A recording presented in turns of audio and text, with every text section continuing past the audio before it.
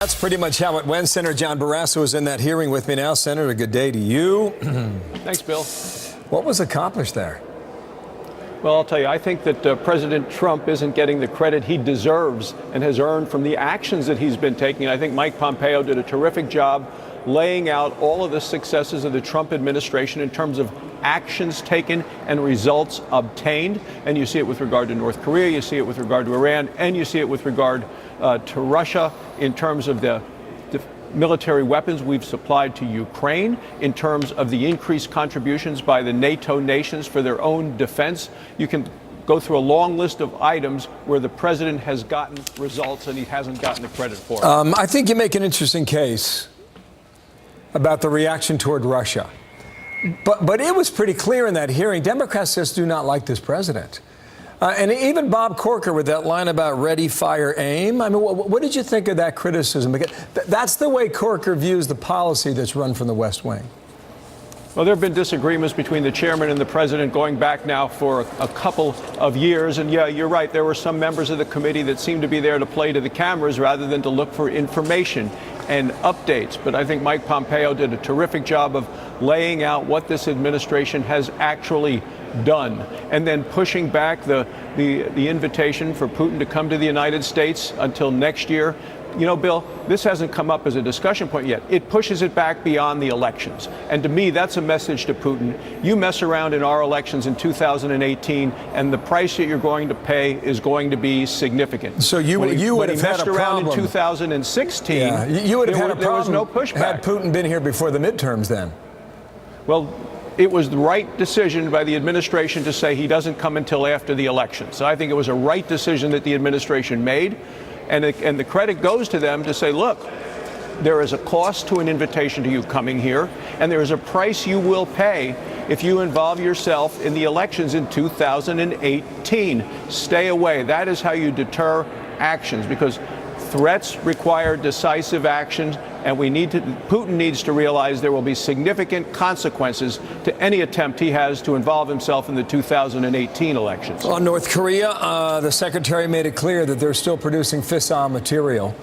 What are we to make of that a month and a half after Singapore? Well, this is going to be an ongoing process.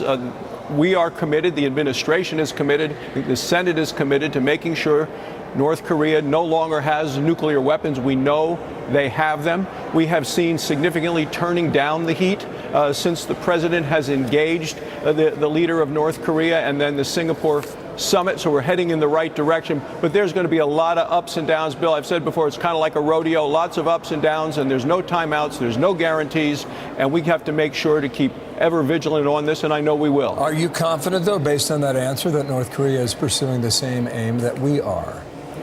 Oh, I don't think you can trust North Korea at all. I think they're going to do everything they can to continue to hide their activities. And my concern right now is that they're being aided in that effort by China and Russia, who are helping North Korea evade some of the sanctions. Remember, it was the tough sanctions by the United States that brought North Korea to the table in the first place.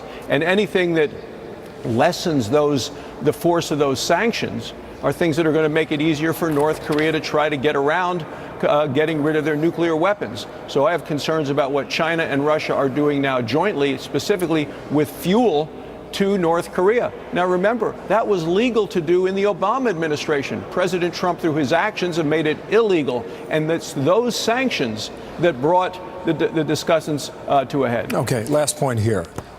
What are your private discussions like with your Democratic colleagues?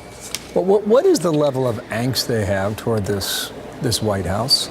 It was apparent in those questions yesterday how aggressive they got, knowing that Secretary Pompeo was not going to sacrifice the privilege of a private conversation. He wasn't going to give much ground on that. What did they tell you about how they feel about President You're Trump? right, Bill. I think you've hit the nail on the head. They are against whatever President Trump is able to do.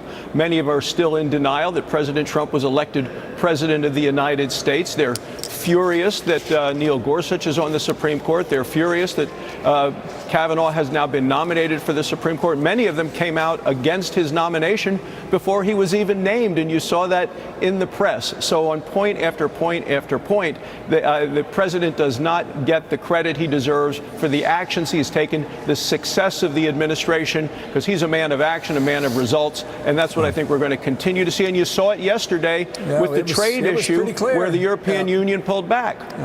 Senator, thank you for your time. I got to run, but thank you for being here. John Barrasso, the Republican Thanks, Bill. from Wyoming. You bet. Senator.